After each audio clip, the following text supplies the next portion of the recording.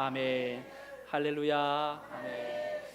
오늘 설교 제목이 주보에 프린팅이 됐는데 어젯밤에 또 계속 좀 묵상하다가 좀 바뀌었어요. 성도가 불러야 할 노래라는 제목으로 함께 이 시간 말씀 나누려고 합니다. 어느 어버이날 행사식에서 한 학생이 대표로 어버이 은혜를, 어머니의 마음 있죠, 나실제 괴로움, 그 노래를 감동적이고 아주 비장한 표정으로 부르기 시작했습니다.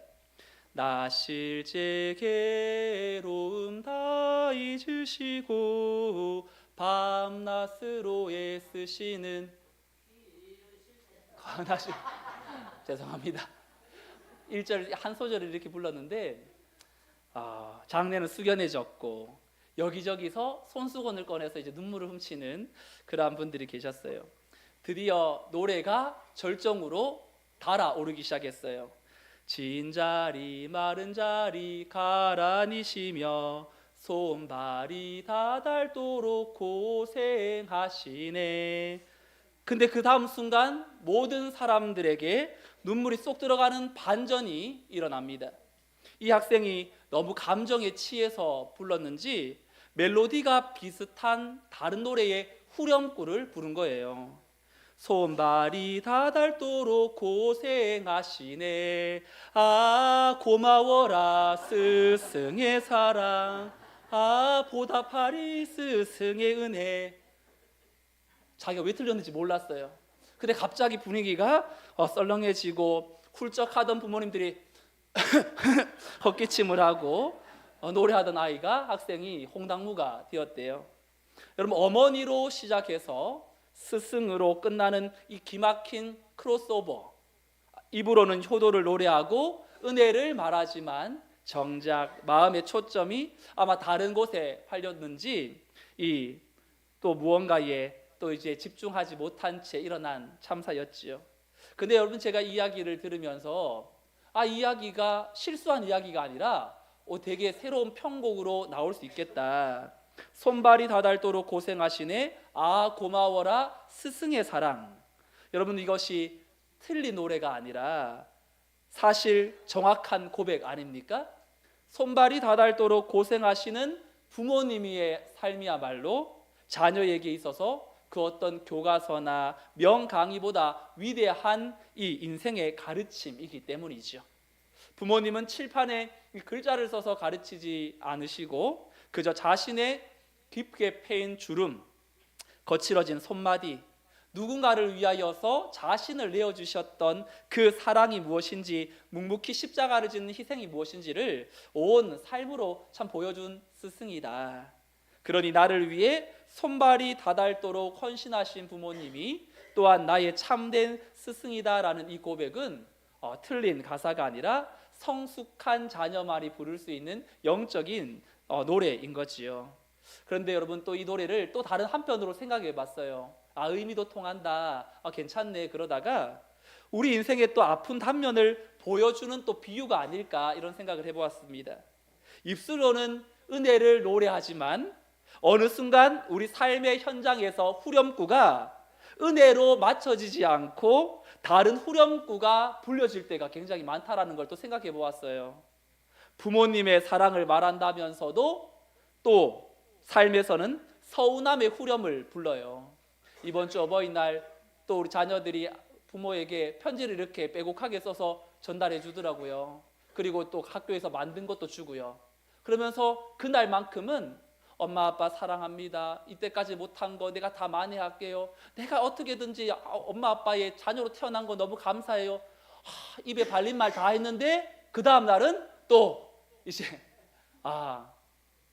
할 일도 잘 못하고 여전히 막 부딪히는 문제들, 이런 것들을 보면서 자녀를 사랑한다고 하면서도 우리 부모도 어쩌면 그 노래가 지속되지 못하고 걱정과 간섭의 후렴만 부르고 있지 않은지, 하나님의 은혜를 말한다고 하면서도 돌아서면 불평의 후렴을 부르고 있지는 않은지, 입으로는 사랑의 고백을 말하면서도 관계 속에서는 판단과 원망의 후렴을 반복하기도 하지요. 근데 우리 성도는 처음 시작했다면 그 처음 노래에 맞춰서 마지막 후렴도 또 일치해야 되지요. 만약 우리의 인생이 은혜로 시작했음을 알았다면 마지막도 은혜의 후렴이어야 하고, 처음 감사로 시작했다면 마지막도 감사의 후렴이 되어야 하고, 처음 사랑으로 시작했다면 마지막도 사랑의 후렴이 되어야 하며, 처음 성령 안에서 시작했다면 우리의 마지막도 성령 충만한 노래로 마무리될 수 있으면 얼마나 좋을까. 오늘 우리가 어버이날 또 여러 가지의 날에 노래 하나 하고 끝나는, 그저 하나님께 감사한 제목이 있어서 찬양으로만 그저 한번 부르고 마치는 인생이 아니라, 우리 인생의 노래가 중간에 엉뚱한 노래로 나가지 않도록 오늘 사도 바울은 우리에게 세 가지의 영적인 원리를 말해주고 있습니다. 바라기는 우리 성문의 모든 성도들이 하나님 앞에 받은 그 사랑의 은혜의 찬양을 끝까지 완성해 내가는 하나님의 은혜 안에 붙들려 하나님 앞에 성도가 불러야 될 노래가 무엇인지를 다시 한번 확인하고 또 결단하는 이 시간 되기를 주님의 이름으로 축원드립니다. 우리의 인생에 성도가 불러야 될 노래를 끝까지 부르기 위해서 오늘 첫 번째 우리가 기억해야 될 원리가 있는데요, 우리 함께 읽어볼까요? 첫 번째, 시작. 이생의 첫 가사를 기억하라. 인생의 첫 가사를 기억하라. 여러분 15절 말씀에 보면 사도 바울이 이렇게 권면합니다. 15절 말씀도 함께 읽어보죠. 시작. 그런즉 너희가 어떻게 행할지를 자세히 주의하여 없는 자 같이 하지 말고 오직 지혜 있는 자 같이 하여. 여러분 바울은 먼저 자세히 주의하라라고 말합니다. 여러분 여기서 주의하라는 건 정확하게 정밀하게 살피라라는 뜻이거든요. 대충 불러서 되는 노래가 아니라는 거예요. 신앙은 즉흥적으로 흥얼거리다가 끝내는 노래가 아닙니다. 성도의 삶은요, 하나님 앞에서 분명한 삶을, 방향을 가지고 불러야 할 거룩한 노래이죠. 노래를 부를 때 여러분, 아까 제가 처음에 가사가 잘못 나가니까 뒤에가 어떤 음절이 구절이 와야 되는지 자동적으로 흔들리지 않습니까? 첫음을 잘못 잡으면요, 뒤의 음정도 엄청나게 힘들어요. 처음에 어떤 노래를 부르고 있는지를 잊어버리면 어느 순간 다른 후렴구를 부르게 됩니다. 신앙생활도 마찬가지예요. 내가 어떤 은혜로 시작했는지를 잊어버리면 삶의 후렴이 흔들리고, 내가 누구의 사랑으로 구원받았는지 그 사실을 잊어버리면 인생의 방향이 흐트러집니다. 또 내가 무엇을 위해 부름받았는지를 또한 잊어버리면 세상의 노래가 내 입술을 차지해버리지요. 그러니 바울은 지혜 없는 자같이 하지 말고 오직 지혜 있는 자같이 하여라고 말합니다. 여러분, 내가 모르는 걸 모른 척하는 사람은 그걸 몰라서 모르는 척하는 게 아니라 알면서 모르는 척하는 거지요. 마찬가지로 지혜 없는 자같이 하지 말라, 이 말은 너희들이 지혜가 없구나 이것이 아니라 그 지혜를 있으면서도 사용하지 않고 있구나, 이런 말이에요. 그러니까 지혜가 있으면 써야 할 거 아니냐, 왜 지혜가 있으면서도 사용하지 않느냐, 이 말이 오늘 사도 바울의 말씀이에요. 지혜 없는 자같이 하려면 아무 생각 없이 가만히 있으면 되겠죠. 자세히 주의하지 않으면 지혜 없는 자가 됩니다. 근데 성경이 말하는 지혜로운 사람, 하나님 앞에서 내 인생의 방향을 아는 사람, 내가 어디서 왔고 어디로 가고 어디에 당도할지를 아는 사람은요, 내 인생의 첫 가사가 하나님의 은혜였음을 기억하는 사람이에요. 사도 바울은 에베소서 1장부터 우리에게 성도라면 인생의 첫 가사가 무엇인지를 계속 가르쳐 주었습니다. 너희는 창세전에 그리스도 안에서 택합받은 자다. 너희는 예수의 피로 구속받았던 사람이다. 너희는 죄 사함을 받았던 사람이요, 성령으로 인치심을 받았고 허물과 죄로 죽었던 자리에서 은혜로 살았고 하나님의 자녀가 되었고 그리스도의 몸된 교회로 부름을 받았던 사람이다. 이것이 성도의 첫 가사라는 거예요. 그런데 지혜 없는 자는요, 내가 해냈다, 내가 잘났다, 내가 여기까지 버텼어, 모든 인생의 방향을 나에게 찾아요.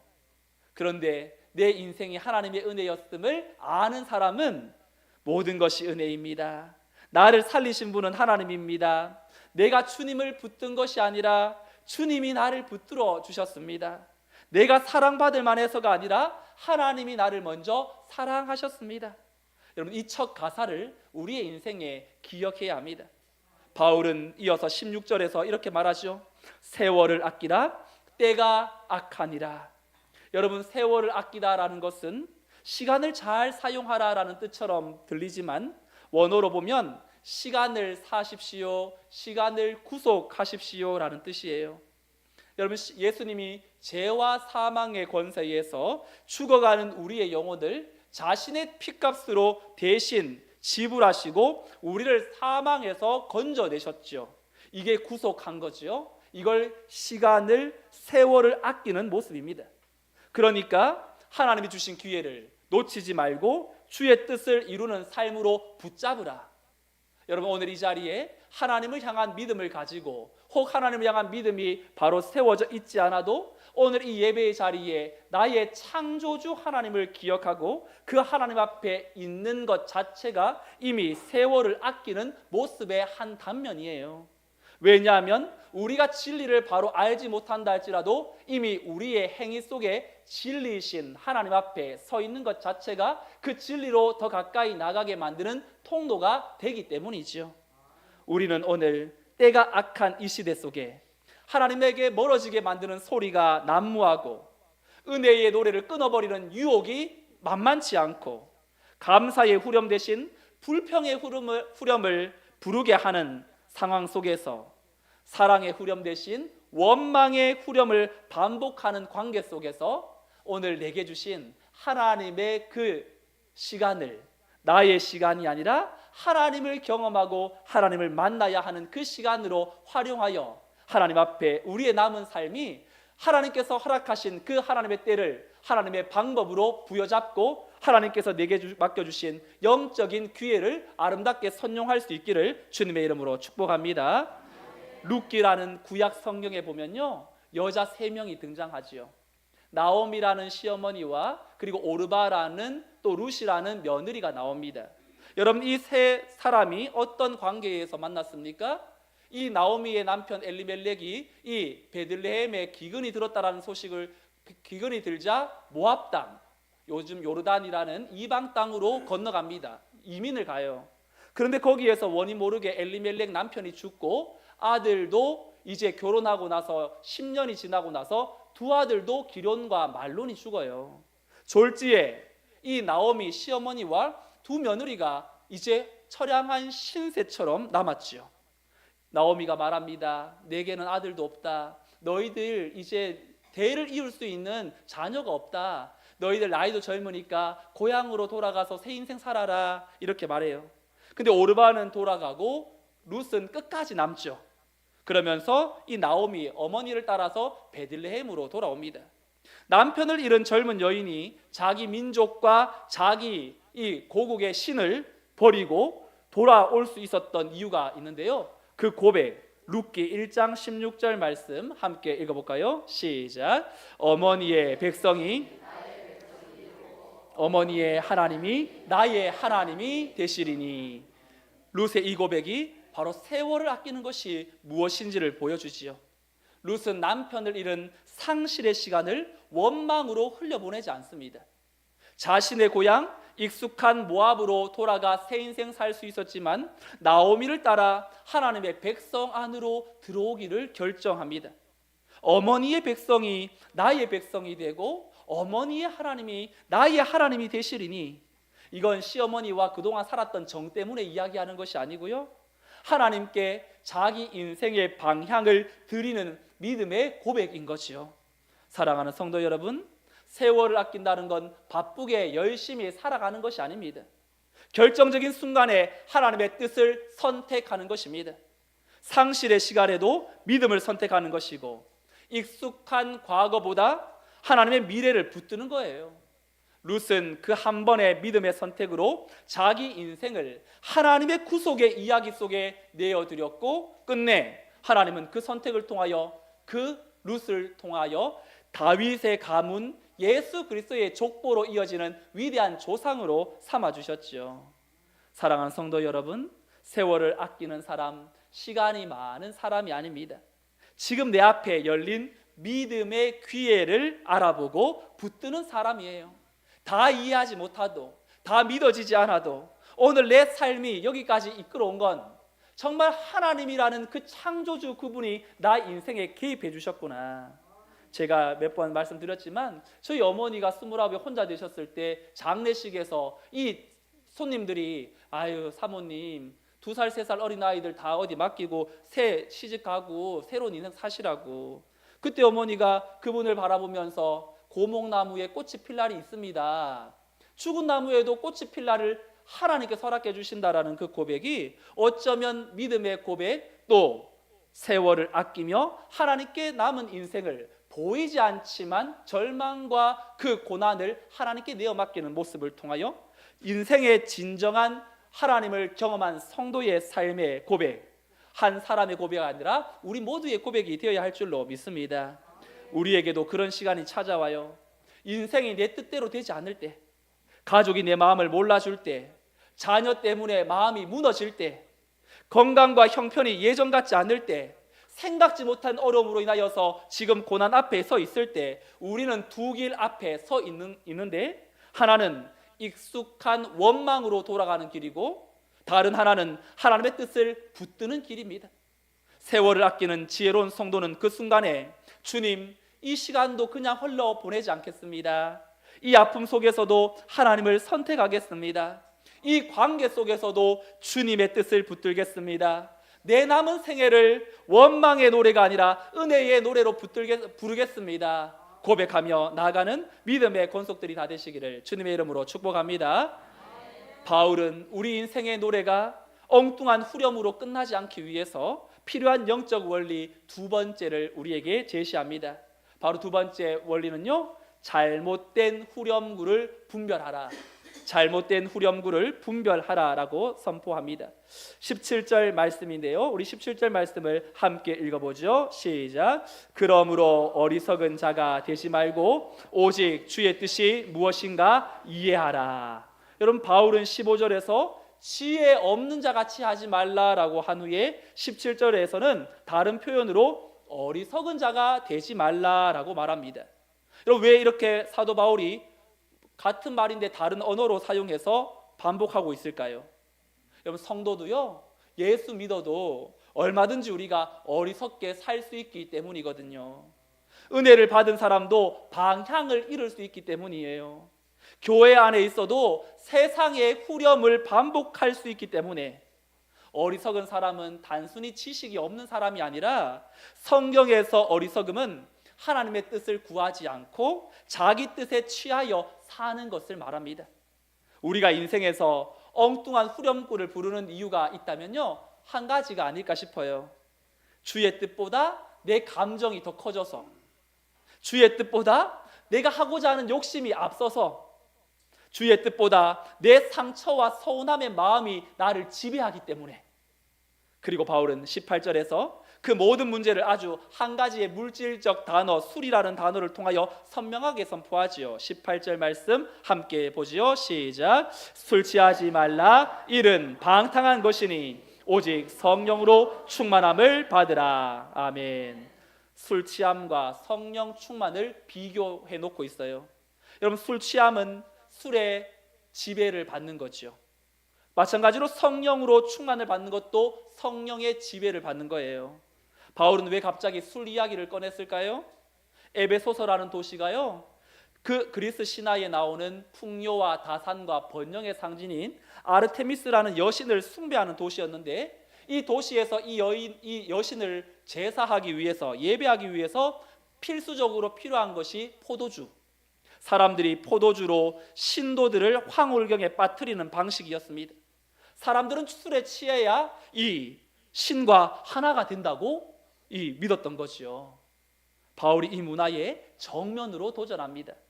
술 취하지 말라. 이는 방탕한 것이니.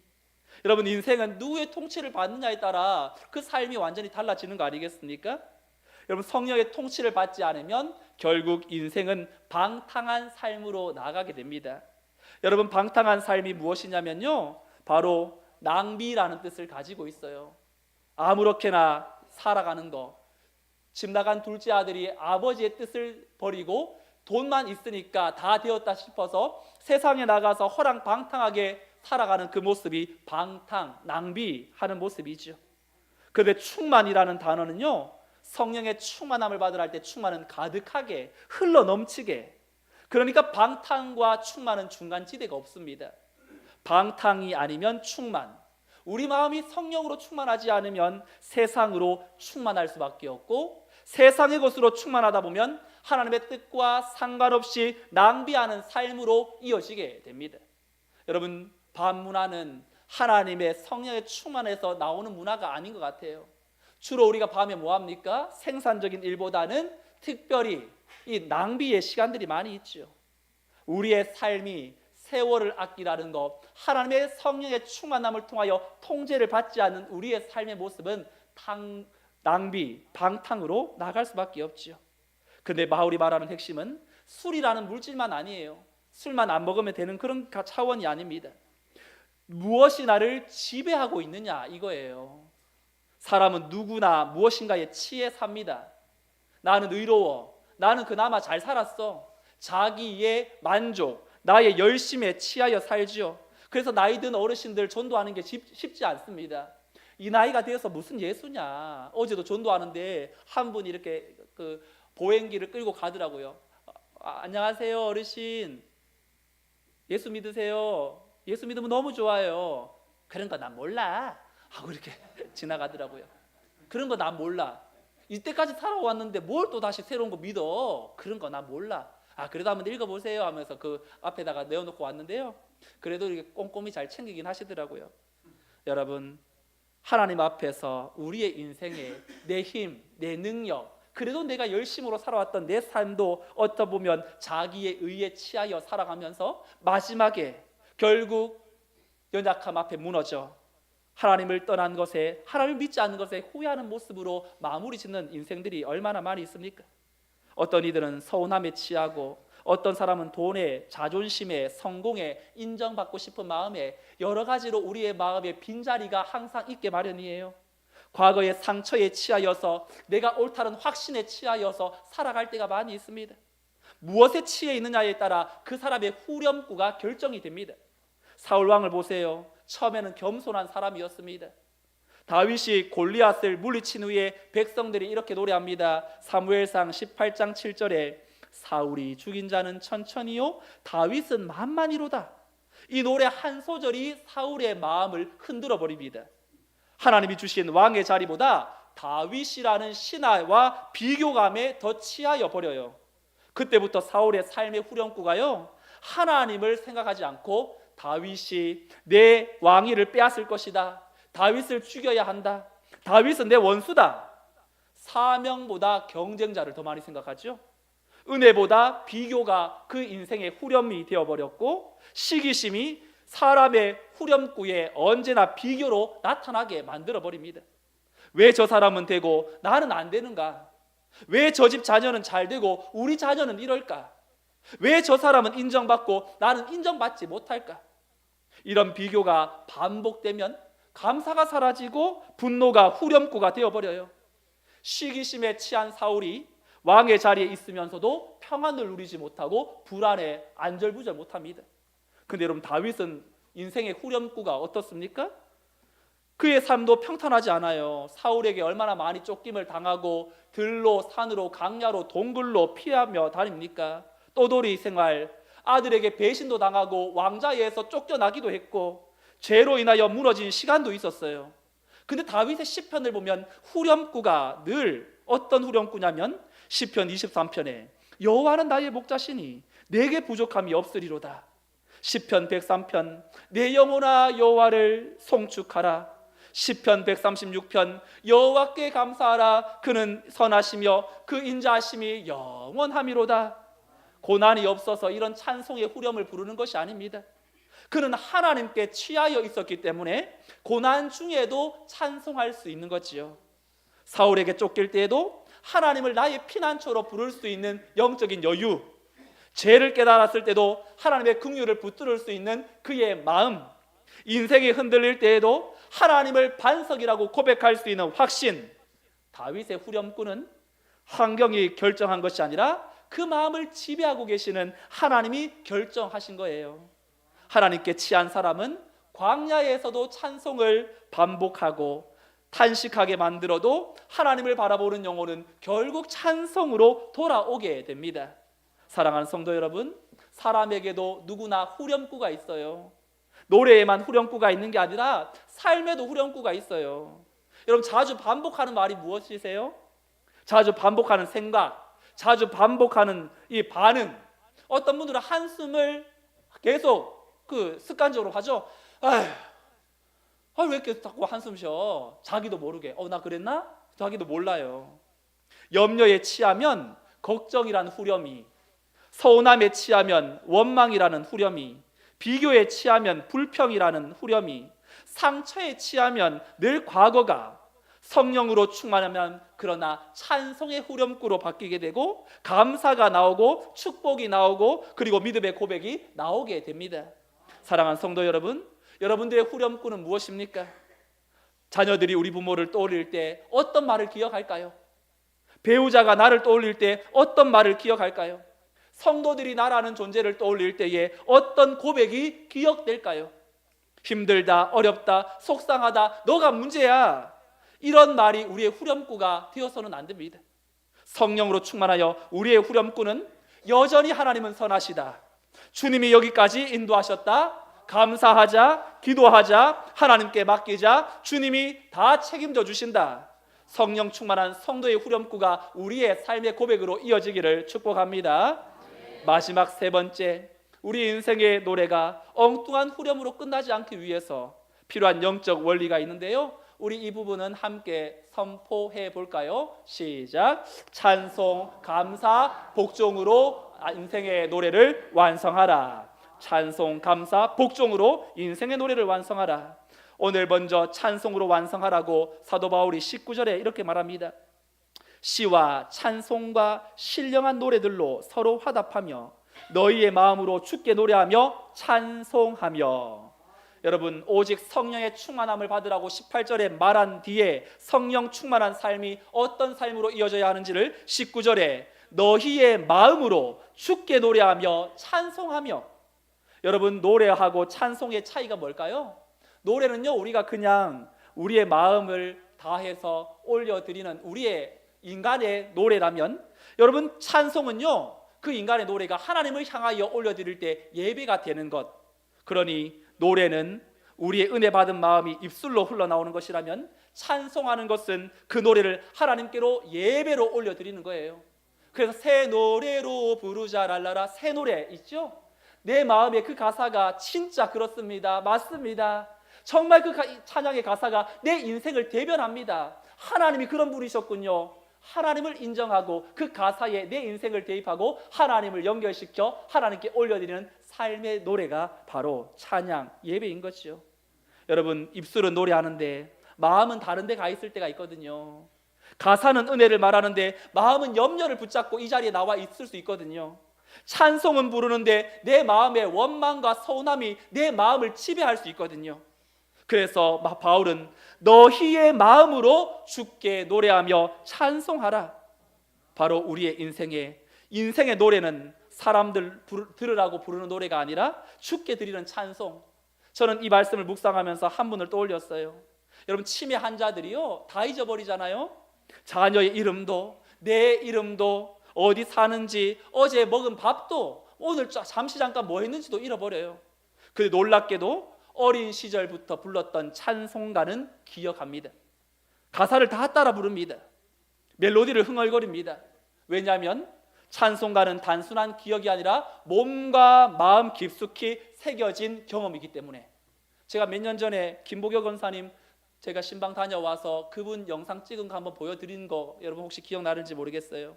그분 치매로 힘들어 하셨거든요. 그런데 아무 말씀에도 이 대화가 주고받아지지가 않아요. 그런데 찬송합시다, 지금까지 지내온 거 찬송하는데 이분이 고개를 숙이고 있다가 고개를 막 들고 그 노래를 흥얼흥얼거리며 따라 부르는 걸 보았습니다. 다 잊어버렸는데, 기억 못할 것 같은데 그 찬양이 그 인생의 영적인 DNA 유전자로 남아 맞아. 그걸 다 알지 못해서 찬양하는 건 알아서 찬양하는 건 아니겠지만 그 찬양의 가사를 고백하는 모습을 통하여서 하나님 앞에 이 찬양이 우리 권사님에게 잊지 않고 남아있는 곡조가 되니까 너무 감사하다. 여러분들에게는 인생의 18번 곡이 있습니까? 가사를 다 외우는 찬송가가 있습니까?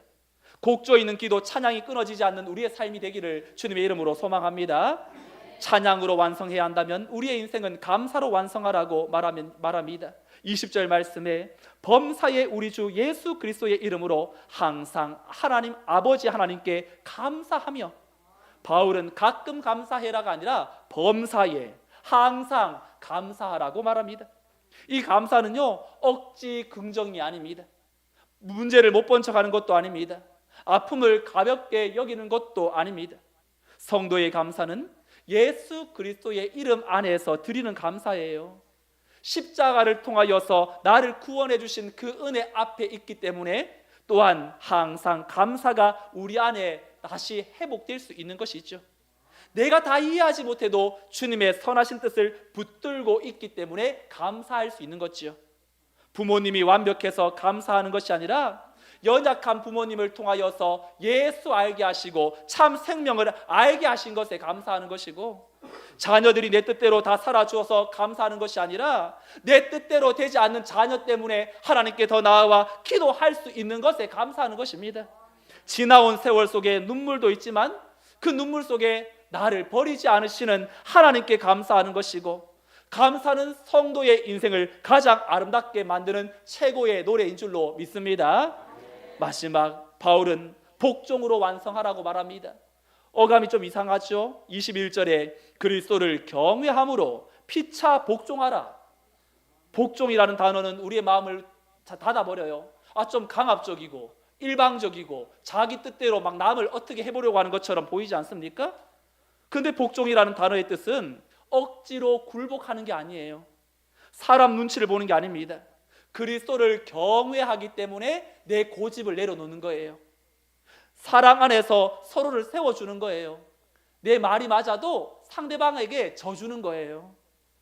찬송은 하나님을 향한 입술의 방향을 바꾼다면, 감사는 하나님을 향한 마음의 방향을 바꾸고, 복종은 사람을 대하는 삶의 방향을 바꿉니다. 성령 충만한 사람은 내가 맞다는 후렴만 반복하지 않아요. 주님이 기뻐하시는가? 이걸 물어요. 왜 나를 몰라주느냐? 말하지 않고 내가 먼저 섬길 수는 없느냐? 이걸 물어요. 부모는 자녀를 내 소유처럼 붙들려는 마음을 내려놓고 주님께 맡기는 순종을 배워야 하고, 자녀는 부모의 연약함을 귀찮게 여기지 않고 받은 사랑을 기억하며 공경의 순종을 배워야 하며, 성도는 서로를 판단하는 자리에서 내려와 그리스도를 경외함으로 서로를 세워주는 복종을 배워야 하는 줄로 믿습니다. 우리 인생의 노래를 여러분 어떻게 시작하고 계십니까? 끝까지 마지막까지 가기 위하여 우리는 우리의 인생의 첫 가사 하나님의 은혜였습니다. 이걸 늘 기억해야 하고, 오늘 내 인생의 후렴구가 달라지게 만드는 잘못된 후렴구가 무엇인지, 시기와 불평과 분노인지 다른 어떠한 후렴구가 내 인생에 개입하지 않도록 분별하고, 또한 우리는 찬양과 감사와 복종으로 하나님 앞에 나아갈 때 우리의 인생의 노래는 끝없이 아름답게 펼쳐져 나갈 줄로 믿습니다. 성경에서 저는 바울과 실라의 모습을 통하여 감명을 깊게 받습니다. 사도행전 16장에 바울과 실라는 복음을 전하다가 억울하게 매를 맞아요. 빌립보 감옥에 갇힙니다. 발은 착고에 묶였고 몸은 상처투성입니다. 그 밤에 그들이 부를 수 있는 노래는 무엇입니까? 왜 하나님이 우리를 이 자리에 두십니까? 복음을 전했는데 왜 이런 고난 당하게 하십니까? 이제 더 이상 못해 먹겠습니다. 이렇게 인간의 이 원망과 불평이 터져 나올 수 있는 거 아닙니까? 근데 성경은 놀랍게 이들의 불렀던 후렴구가 사도행전 16장 25절에 이렇게 기록하지요. 함께 읽어볼까요? 시작. 한밤중에 바울과 실라가 기도하고 찬송하며 죄수들이 듣더라. 감옥에서 찬송했어요. 상처 속에서 찬송했어요. 이해할 수 없는 상황에서 찬송했습니다. 근데 단순한 노래가 아니었어요. 인생의 후렴이었습니다. 우리는 비록 감옥에 갇혔지만 하나님은 갇히지 않으셨어요. 우리의 몸은 묶였지만 복음은 묶이지 않았습니다. 우리는 맞았지만 하나님의 은혜는 여전히 선합니다. 여러분, 그때 어떤 일이 일어납니까? 감옥문이 열리고 매인 것이 풀리고 간수가 구원을 받고 한 가정이 복음을 듣고 세례를 받죠. 찬송의 후렴이 감옥을 예배당으로 바꾸고 감사의 후렴이 절망의 밤을 구원의 새벽으로 바꾸며 순종의 후렴이 한 가정을 살리는 복음의 문으로 바뀌었습니다. 사랑하는 성도 여러분, 우리의 인생에 감옥 같은 시간을 지날 때에, 가정의 문제로 마음이 묶일 때, 자녀 걱정으로 밤잠을 설칠 때, 부모의 연약함을 보며 마음이 무너질 때, 내 뜻대로 되지 않는 현실 앞에 올라오는 그 불평의 후렴구 앞에 우리는 다시금 이런 후렴구로 인생의 노래를 완성해야겠습니다. 주님, 그래도 찬송하겠습니다. 하나님, 그래도 감사하겠습니다. 하나님, 그래도 복종하겠습니다. 주님, 내 뜻보다 주님의 뜻을 따르겠습니다. 오늘도 이 말씀 앞에 우리의 인생에 이 안중간 불러야 할 노래가 주님, 모든 것이 은혜였습니다. 하나님 앞에 내 남은 인생도 성령으로 충만케 하시고 내 삶이 감사와 찬송과 복종으로 완성되는 하나님의 권속되게 해달라고 기도하며 이 자리를 떠나 세상을 향하여 힘있게 달려가는 믿음의 권속들이 되시기를 주님의 이름으로 축원드립니다. 아멘. 다 같이 자리에서 일어나셔서 우리 이 시간 말씀을 생각하며 내 평생 살아온 길 뒤돌아보니 짧은 내 인생길 오직 주의 은혜라, 인생의 첫 가사이죠. 이 가사를 우리께 힘있게 고백하면서 마지막도 달려갈 길 모두 마친 후 주 얼굴 볼 때 주의 은혜라, 처음 가사가 마지막까지 이어질 수 있기를 소망하며 찬양하겠습니다.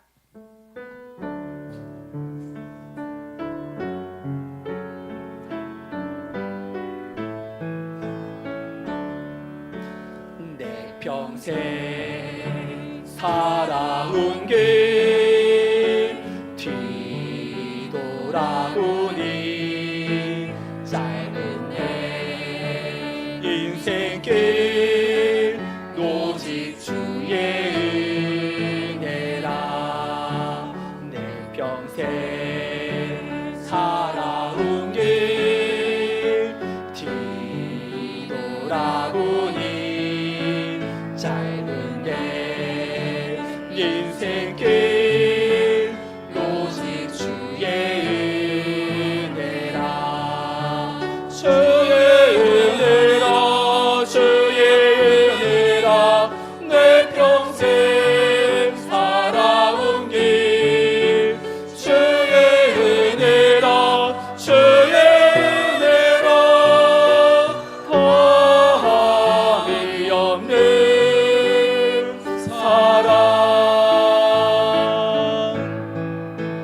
달려갈 길 모두 마친 후 뒤와 얼굴 볼 때 나는 공로 전혀 없도다 오직 주의 은혜. 지금까지 지내온 것, 지금까지 지내온 것 주의 크신 은혜라. 한이 없는 주의 사랑 너지 이름하라. 주의 은혜라, 주의 은혜라, 주의 은혜라. 내 평생 살아온 길 주의 은혜라, 주의 은혜라. 더함이 없는 사랑. 주의 은혜라, 주의 은혜라, 주의 은혜라. 내 평생 살아온 길 주의 은혜라, 주의 은혜라. 더함이 없는 사랑. 달려갈 길 모두 마친 후 주 얼굴 볼 때 나는 공로 전혀 없도다 오직 주의 함께 이 시간 기도하겠습니다. 언젠가 주님 앞에 섰을 때 잘하고 충성된 종아, 내가 작은 일에 충성하였음에 내 즐거움에 참여할지라. 우리를 의의 면류관을 씌우셔서 하나님의 은혜의 자리로 인도하시는 그날을 바라보며 오늘 내 인생의 첫 가사를 회복하게 해달라고, 하나님의 은혜였음을 다시 한번 확인하고 잊지 않게 해달라고, 잘못된 후렴구가 내 인생에 집어삼킬 때에 원망과 불평과 비교와 시기라는 세상의 술에 취하지 않고 감옥에서도 찬송했던 바울과 실라처럼 어떤 고난과 역경 속에서도 인생의 후렴구가 불평이 아니라 성령으로 충만하여 소망을 노래하며 내 인생에 오늘도 하나님을 향한 찬송과 그리고 감사와 또한 복종으로 내 인생의 노래를 완성하게 하여 주옵소서. 오늘 말씀 생각하며 함께 통성으로 기도하겠습니다. 주님의 놀라우신 사랑에 감사드립니다. 우리의 인생의 첫 가사가 나 자신의 공로가 아니라 하나님의 전적인 은혜였음을 잊지 않기를 원합니다. 세월을 아끼며 날마다 주의 뜻이 무엇인지를 분별하는 지혜로운 인생이 되게 하여 주옵소서. 인생의 첫 가사, 나는 주의 은혜입니다. 주의 놀라운 능력으로 살아왔습니다. 그 첫 가사를 잊지 않게 하여 주옵소서. 힘들고 어려울 때에 잘못된 후렴구가 내 입술에 지배할 때에 하나님 앞에 내 인생의 첫 가사가 하나님 오직 은혜와 능력과 소망이었음을 기억하며 그 첫 번의 가사를 내 인생의 마음판에 새기고 끝까지 한결같이 그 삶을 향하여 믿음으로 달려가게 하여 주옵소서. 찬송과 감사와 순종으로 순복으로 복종으로 인생의 노래를 완성하기를 원합니다. 우리의 입술에 찬송의 마음이 감사가 관계 속에 피차 복종의 섬김이 회복되게 하여 주옵소서. 부모에게는 감사의 후렴을, 자녀에게는 축복의 후렴을, 배우자에게는 섬김의 후렴을, 교회에는 사랑과 순종의 후렴을 부르게 하여 주셔서 마지막까지 모든 것이 은혜였습니다 고백하는 성령 충만한 믿음의 권속들이 다 되게 하여 주시옵소서. 그래야 우리의 삶이 하나님 앞에 온전히 붙들려 믿음의 삶을 힘있게 살았다가 나중 하나님 앞에 섰을 때 잘하고 충성된 종아, 하나님 칭찬받는 믿음의 자녀들이 되게 하여 주시옵소서. 하나님 함께 하시고 예비하신 놀라운 은혜와 그 사랑을 온전히 우리에게 허락하여 주시옵소서. 사랑과 은혜가 풍성하신 하나님, 오늘 어버이 주일을 맞아 우리를 이 땅에 있게 하시고 육신의 부모님을 통하여 하나님의 그 크신 사랑을 맛보게 하시니 감사합니다. 부모님의 깊게 패인 주름과 거칠어진 손마디가 우리 영혼의 가장 위대한 스승이었음을 고백합니다. 그 희생의 가사 위에 우리가 서 있음에도 불구하고 어느새 우리는 당연한 듯 교만에 취하고 작은 서운함의 원망의 후렴구를 부르며 살지는 않았습니까?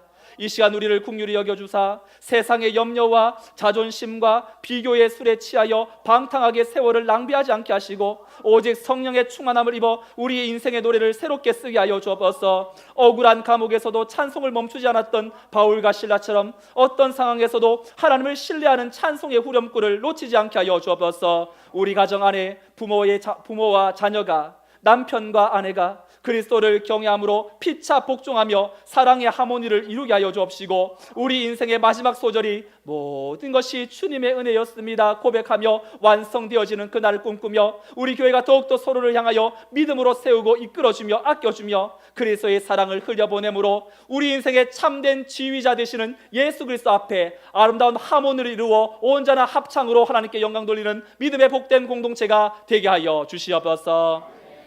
이제는 우리 주 예수 그리스도의 은혜와 하나님 아버지의 그 크신 사랑과 성령님의 인도, 보교통, 충만, 역사하심이 인생의 첫 가사인 은혜를 기억하고 남은 생애를 찬송과 감사와 복종의 후렴구로 완성하기를 다짐하는 모든 성도들의 삶과 저들의 가정과 자녀와 생업 위에 어버이날을 맞아 성문에 연로하신 귀한 어른들의 남은 여생 위에 군복무를 감당하는 믿음의 아들들 위에 이 나라 민족 열방 위에 이제로부터 영원토록 함께 있을지어다. 아멘.